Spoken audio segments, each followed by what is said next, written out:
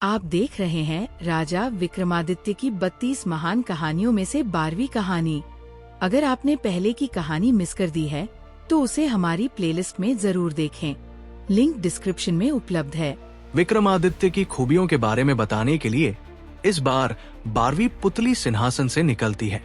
वो राजा भोज को राजा विक्रमादित्य और एक राक्षस की कहानी सुनाती है। एक दिन राजा विक्रमादित्य अपने राजपाट का काम खत्म करके सुहाने मौसम का आनंद उठा रहे थे। तभी उन्हें एक महिला की चीख सुनाई दी।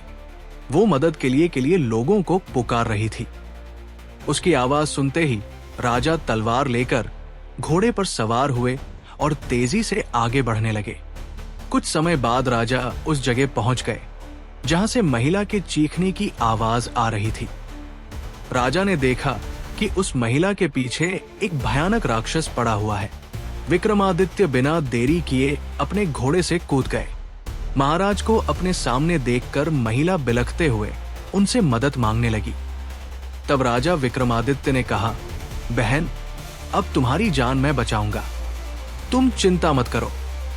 इतने में वहां राक्षस पहुंच गया और राजा विक्रमादित्य से कहने लगा कि एक साधारण इंसान उससे युद्ध में जीत नहीं सकता है। फिर जोर जोर से हंसते हुए राक्षस कहता है कि मैं पल भर में तुम्हें मार सकता हूं। इतना कहते ही राक्षस तुरंत महाराज पर हमला करने के लिए आगे बढ़ता है। राजा विक्रमादित्य राक्षस को चेतावनी देते हैं, लेकिन राक्षस ने उनकी एक नहीं सुनी। तभी विक्रमादित्य तलवार से राक्षस पर हमला कर देते हैं। राक्षस ने खुद को तलवार के हमले से बचाया और युद्ध करना शुरू किया।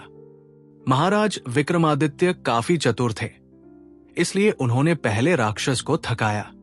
उसके बाद राक्षस का सिर काट दिया।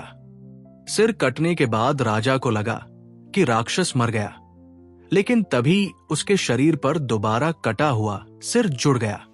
साथ ही जहां उस राक्षस का रक्त गिरा था, वहां से दूसरा राक्षस पैदा हो गया। ये देखकर राजा विक्रमादित्य हैरान हो गए। फिर दोनों राक्षसों ने महाराज से लड़ाई करना शुरू कर दिया। सबसे पहले रक्त से जन्मा हुआ राक्षस राजा पर हमला करता है। राजा चतुराई से उसके प्रहार से बचते हुए अपनी तलवार से उसके दोनों हाथ और पैर काट देते हैं। अपने साथी राक्षस को दर्द से तड़पता हुआ देखकर दूसरा राक्षस उसे लेकर वहां से भाग जाता है। राजा के पास उस दूसरे राक्षस पर हमला करने का मौका था, लेकिन राजा ने सोचा पीठ दिखाकर भागते हुए राक्षस पर हमला नहीं किया जाना चाहिए। इसके बाद राजा सीधे उस महिला के पास चले गए।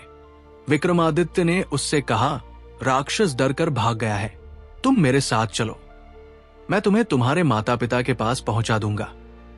तभी वो महिला कहती है, अभी खतरा टला नहीं है, क्योंकि राक्षस मरा नहीं, सिर्फ भागा है, वो दोबारा से आएगा। उसकी बातें सुनकर राजा ने उसका नाम पूछा। महिला बताती है, वो सिन्हुल द्वीप में रहने वाले एक ब्राह्मण की बेटी है। एक दिन वो तालाब में अपनी सहेलियों के साथ नहाने गई थी। उसी दिन इस राक्षस की नजर मुझ पर पड़ी और वो मुझे उठाकर यहां अपने साथ ले आया। वो मुझसे शादी करना चाहता है, लेकिन मुझे उस राक्षस की पत्नी नहीं बनना।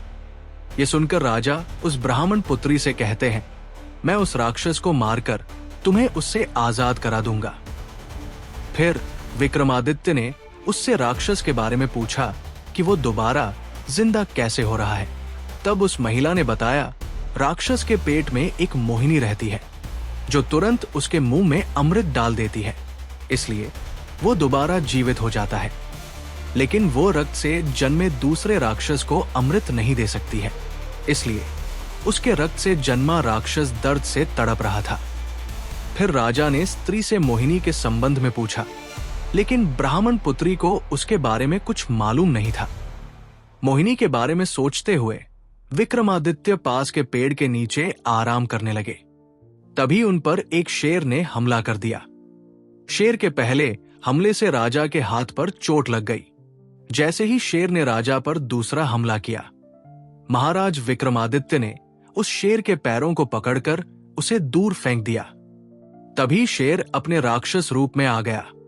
ये देखकर राजा समझ जाते हैं कि ये मायावी राक्षस है।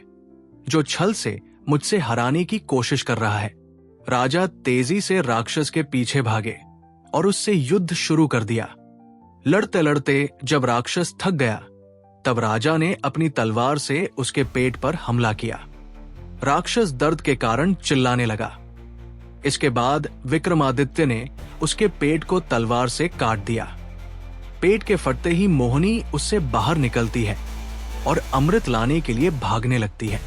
इस देखकर विक्रम अपने बेतालों को बुलाकर मोहिनी को पकड़ने का आदेश देते हैं। काफी देर तक अमृत न मिलने की वजह से राक्षस तड़पकर मर जाता है। फिर महाराज विक्रमादित्य उस मोहिनी से पूछते हैं कि तुम कौन हो? मोहिनी बताती है वो भगवान शिव की एक भक्त है, जिसे उसकी गलती के वजह से राक्षस की सेवा करनी पड़ रही थी। अब वो श्राप मुक्त हो गई है। इतना सुनते ही राजा अपने साथ मोहिनी और उस ब्राह्मण पुत्री को महल लेकर आते हैं।